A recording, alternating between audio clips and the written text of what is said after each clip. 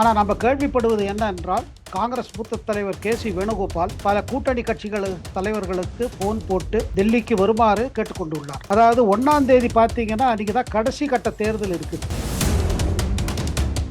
ஆனால் ஒன்று நிச்சயங்க, வெளியில் சொல்லும் அளவுக்கு எதிர்கட்சிகள் இந்தி கூட்டணியில் அவ்வளோ பெரிய கான்ஃபிடன்ஸ் ஒன்றும் கிடையாது. வெளியில் சொல்வது ஏன்னா நாங்கள் தான் வரோம், மோடி தோற்று போகிறாரு, பிஜேபிக்கு வரப்போகிறது இல்லை. 2 நாளாக நான் கேள்விப்படுது என்றால், ஒரு பெரு டிஎம்கே தலைவர் பல பத்திரிகையாளர்களுக்கு சொல்லிட்டு இருக்கார். இல்லை ஒன்றும் பிஜேபியெலாம் வராதுங்க, நாங்கள் தான் வரப்போகிறோம், இந்தி கூட்டணி தான் அது வருது, அதில் மமதா, ஸ்டாலின் இந்தி கூட்டணி கூடி நம்ம தோட்டத்துக்கு காரணத்தை எப்படி டைவர்ட் பண்ணலாங்கிறதோட மீட்டிங் அதிகமாக இருக்குமே, ஜெயிக்க போகிற மீட்டிங் ஒன்றும் இருக்காது. அதாவது இவங்க என்ன தயார் செஞ்சுட்டு வர்றாங்கன்னா, நமக்கு ரொம்ப தோல்வி ஆச்சுன்னா நம்ம பழைய எலெக்ஷன் கமிஷன் மீதும் இவிஎம் மேலும் போடணும், அதுக்கு ஒரு விசாரணை தேவை, சுப்ரீம் கோர்ட்டுக்கு போக வேண்டும். அதாவது பாருங்க, நம்ம பிரதமர் மோடி ஒரு ஆன்மீகவாதி. இவரோட அரசியல் ஆன்மீகம் இருக்குது.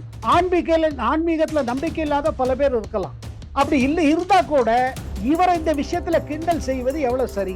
இதுல என்ன தெரியுது? இது சாதாரண ஆன்மீக ஒரு உணர்ச்சி கூட இல்லாத தலைவர் ராகுல் காந்தி. அப்ப அவர் லைஃப்ல ஒன்றும் பிரச்சனையே பார்த்தது இல்லை. ஏன்னா போனதே இந்திரா காந்தி குடும்பத்துல எந்த இதுக்காக அவர் சிரமப்பட்டிருப்பாரு? எந்த அரசியல் ஆன்மீகம் இந்த மாதிரி இல்லையோ அந்த அரசியல்வாதிகள் வேறு கரப்ஷன் தான் பண்ணுவாங்க. நீங்க சாமி இல்ல பூதம் இல்ல சொல்லுங்க, கரெக்ட், ஓகே. ஆனா நேர்மையா ஏழை மக்களுக்கு செய்யணும், ஊழலுக்கு எதிர்த்து போராடணும்னு அது குரல் நீங்க கொடுக்கறதுக்கான உள்ளுக்குள்ள ஒரு மாரல் வேல்யூ இருக்கணும். இந்த மாரல் வேல்யூ இந்திய அரசியல்வாதிகள்கிட்ட கிடையாது.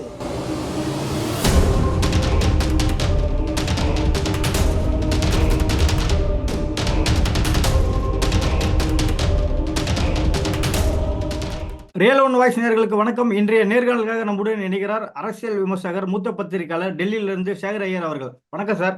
வணக்கம் ஹரியரன். வணக்கம். வணக்கம் சார். சார், ஜூன் 1ஆம் தேதி இந்தியா கூட்டணியோட முக்கியமான மீட்டிங், அதாவது தேர்தல் முடிவு வரத்துக்கு முன்னாடி ஒரு மீட்டிங் நடக்க போது, அது உற்று நோக்க வேண்டிய இடத்துல நம்ம இருக்கோம். மீட்டிங் எதற்காக இப்போ நடக்குது சார்? அதாவது இது அதிகாரப்பூர்வமா ஒன்றும் எந்த விதமான ஒரு இதுவும் வரல, அனௌன்ஸ்மெண்ட் வரல. ஆனால் நம்ம கேள்விப்படுவது என்ன என்றால், காங்கிரஸ் மூத்த தலைவர் கே.சி. வேணுகோபால் பல கூட்டணி கட்சிகள் தலைவர்களுக்கு ஃபோன் போட்டு டெல்லிக்கு வருமாறு கேட்டுக்கொண்டுள்ளார். அதாவது 1ஆம் தேதி பார்த்தீங்கன்னா, அன்றைக்கி தான் கடைசி கட்ட தேர்தல் இருக்குது. அந்த தேர்தல் முடிந்து மாலை 6 மணிக்கு பிறகு எக்ஸிட் போல்லாம் வர ஆரம்பிச்சிடும். அதாவது எல்லா ஏஜென்சிஸு போல் சர்வே பண்ணவங்கள்லாம் பல கருத்து கணிப்பு, இது எந்த மாதிரி கருத்து கணிப்பு பார்த்தீங்கன்னா, எக்ஸிட் போல்லாம் நமக்கு எல்லாருக்கும் தெரியும். உள்ள ஓட்டு, அதாவது வாக்குச்சாவடிகளில் ஓட்டு பதிவு செய்த பிறகு வெளியில வந்து கூறுவது. அது நாடு முழுவதும் சில குறிப்பிட்ட தொகுதிகளில் சில குறிப்பிட்ட வாக்குச்சாவடிகள் முன்னாடி நின்று கொண்டிருப்பார்கள். அவர்கள் வெளியே வந்து, அதாவது எக்ஸிட் செய்து பூத்திலிருந்து எக்ஸிட் செய்த பிறகு கொடுக்குற கருத்து. இது ஈவினிங் உங்களுக்கு வர ஆரம்பிச்சிடும். அது வந்துருச்சுன்னா உங்களுக்கு ஒரு ஐடியா கிடைச்சிடும். கட்சிகள் முழுமையாக நம்ப மாட்டாங்க எக்ஸிட் போல. ஆனால் சரி, இப்போ கருத்து கணிப்பு முதல்ல பார்த்துட்டாங்க, ஒப்பீனியன் போல் பார்த்தாங்க. இது வேற விதமான ஒப்பீனியன் போல், ஓட்டு போட்டவங்கள் வெளியில் வந்து கூறுவது. ஸோ இதில் என்ன ஒரு இண்டிகேஷன் கிடைக்க ஆரம்பிச்சிடும். ஆனால் ஒன்று நிச்சயங்க, வெளியில் சொல்லும் அளவுக்கு எதிர்கட்சிகள் இந்தி கூட்டணியில் அவ்வளோ பெரிய கான்ஃபிடன்ஸ் ஒன்றும் கிடையாது. வெளியில் சொல்வது ஏன்னா நாங்கள் தான் வரோம், மோடி தோற்று போகிறாரு, பிஜேபிக்கு வரப்போகிறது இல்லை. 2 நாளாக நான் கேள்விப்படுது என்றால், ஒரு பெரு டிஎம்கே தலைவர் பல பத்திரிகையாளருக்கு சொல்லிட்டு இருக்காரு. இல்லை ஒன்றும் பிஜேபியெலாம் வராதுங்க, நாங்கள் தான் வரப்போகிறோம், இந்தி கூட்டணி தான் அது வருது, அதில் மமதா, ஸ்டாலின், சரத்பவார் இந்த மாதிரி தலைவர்களுக்கெல்லாம் ஒரு பெரிய ரோல் இருக்க போகிறது அடுத்த ஆட்சியில், அப்படி இப்படின்னு இப்போ சொல்லிட்டு இருக்காங்க.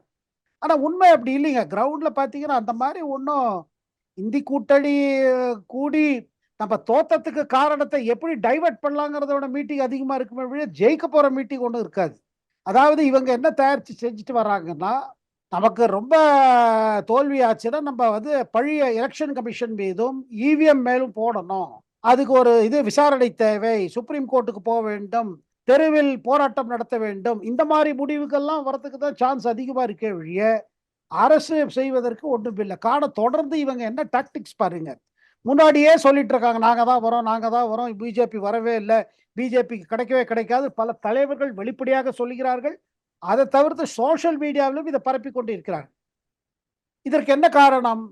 அப்படி வரல வச்சுக்கோங்க, அதெல்லாம் வரணும். அது ஏன் வரலன்னா இப்போ ஏதோ கோளாறு இருக்குது, ஏதோ கடுப்படை செஞ்சிருக்காங்க, ஒன்றும் சரியா நடக்கல, தேர்தல் ஆணையம் சரியா செயல்படவில்லை, அப்படி இப்படின்னு குற்றச்சாட்டுக்கு தயார் செய்கிறாங்க. இது நம்ம பார்க்குறவங்க எல்லாம் புரிஞ்சுக்க வேண்டியது என்னன்னா, இது மாதிரி ஒரு தயாரிப்பு இந்தி கூட்டணி காங்கிரஸ் பண்ணிட்டு இருக்கு. ஏன்னா பாருங்க, காங்கிரஸ் ஒரு சிம்பிள் கேள்விங்க, இந்த தேர்தல்ல பாஜக அல்லாத அரசு வர வேண்டும் என்றால், மோடி அல்லாத பிரதமர் தலைமையில் அரசு ஏற்படுத்த வேண்டும் என்றால், காங்கிரசுக்கே குறைஞ்சு 200 250 சீட்டு வரணும்.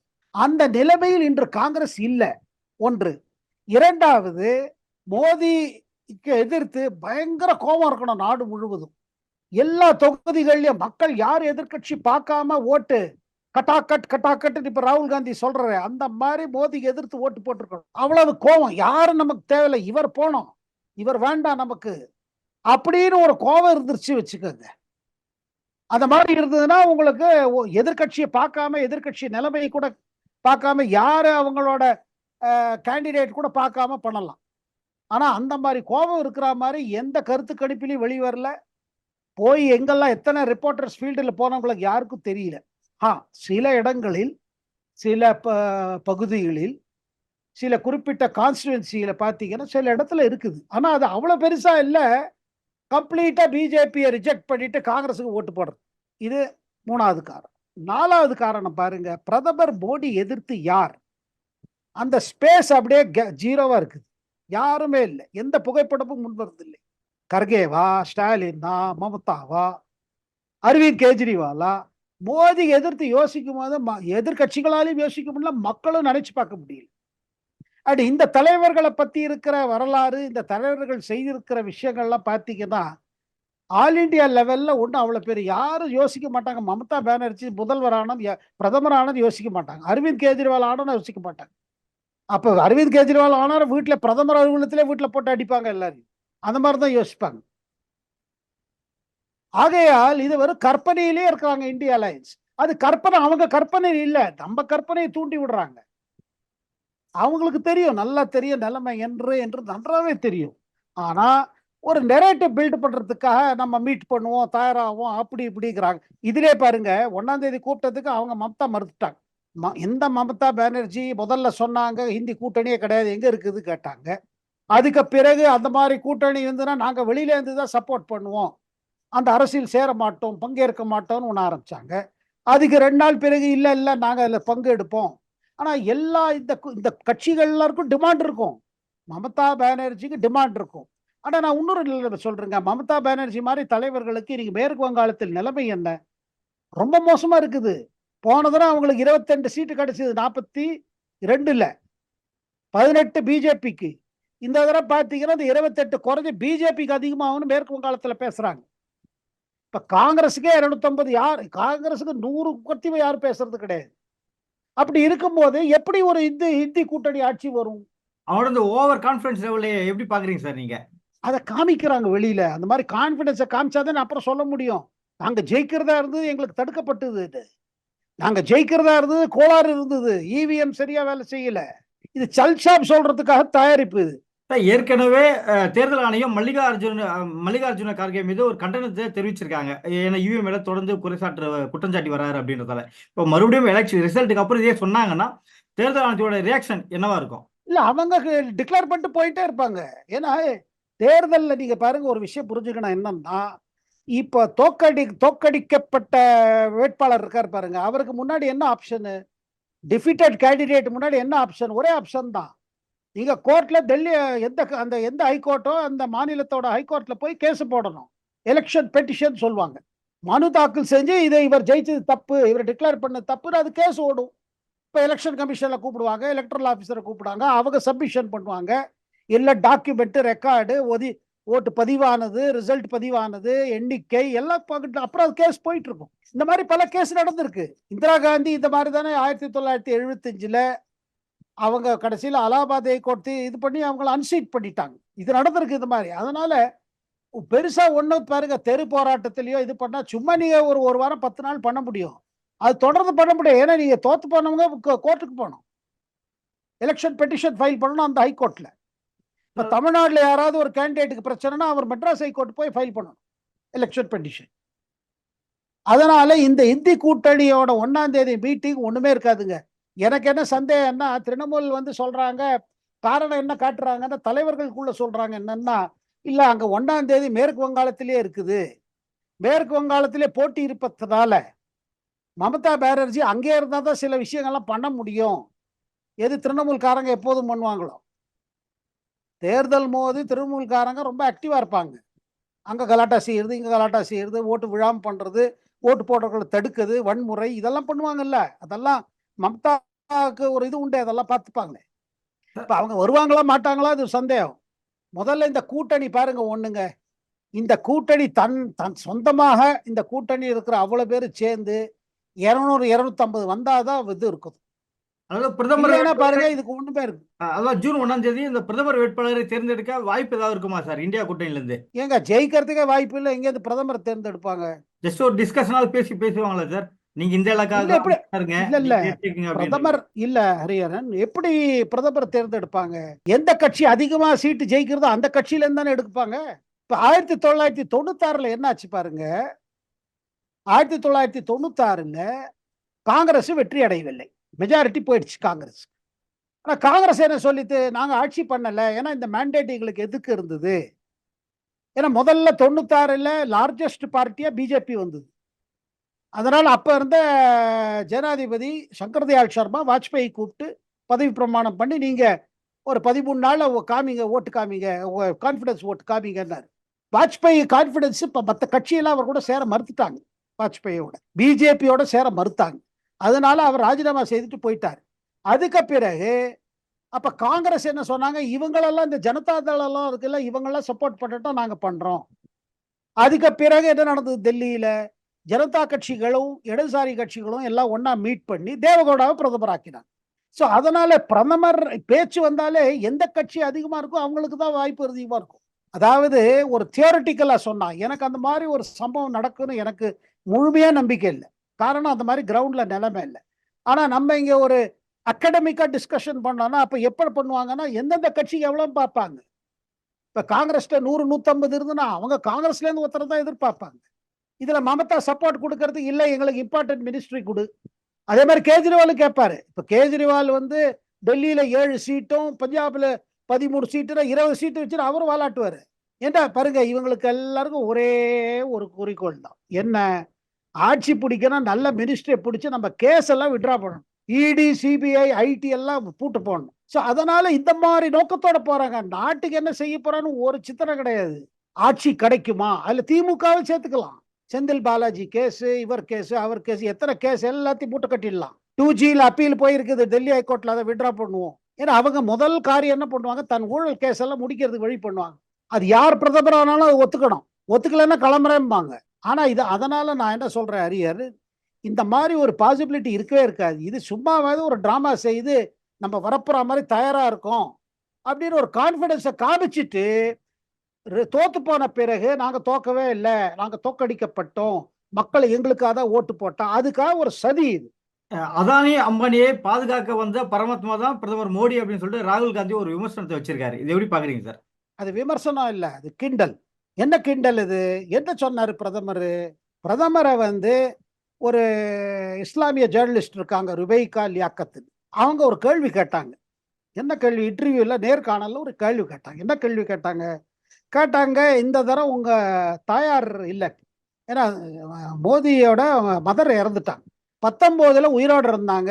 இவர் வாரணாசி நாமினேஷன் போறதுக்கும் அம்மாவோட ஆசீர்வாதம் வாங்கிட்டு தான் போறாரு நாமினேஷன். இந்த தரம் நீங்க அந்த மாதிரி நாமினேஷன் பண்ணுவதற்கு முன்பாக உங்க தாயார் இல்லையா, என்ன பண்ணுவீங்க? அப்ப மோடிஜி சொன்னாரு, ஆமா எங்க தாயார் இல்லை, இந்த தரம் அவங்கள நான் மிஸ் பண்ணுவேன், எப்போதும் அவங்க ஆசீர்வாதத்தை வாங்கிட்டு தான் போயிருக்கேன், ஜெயிச்ச பிறகும் அவங்க ஆசீர்வாதம் வாங்கிட்டு தான் நான் பதவி பிரமாணம் எடுத்திருந்தேன் 19ல, இந்த தடவை முடியாது.